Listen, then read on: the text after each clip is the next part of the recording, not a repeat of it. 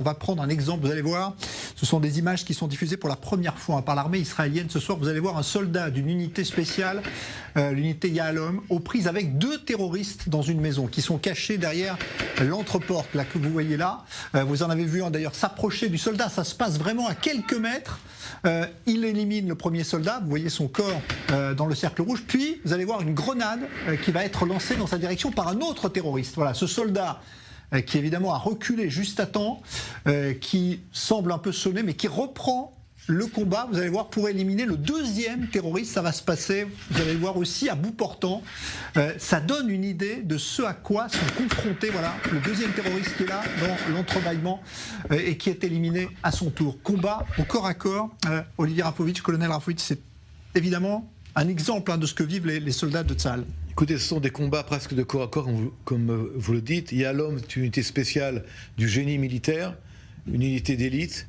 Les terroristes continuent à être extrêmement actifs. Là, on parle de Sajaya. Il y a également à Djebalia, dans le nord de la bande de Gaza. Nous sommes dans le nord.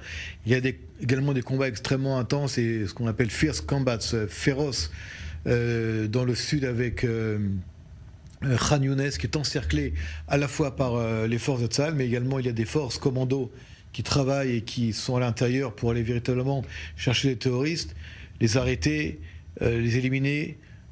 Parfois ils sortent des tunnels, les mains en l'air, parfois ils sortent des tunnels, ils essayent de tirer ou ils tirent, et il y a des combats, encore une fois. Tsahal est partout là aujourd'hui il faut être, et ça reste une guerre contre le Hamas avec 2 objectifs: l'élimination du Hamas que nous voyons ici, où les terroristes sont éliminés physiquement, et comme nous l'avons dit tout à l'heure, les opérations pour aller chercher les otages.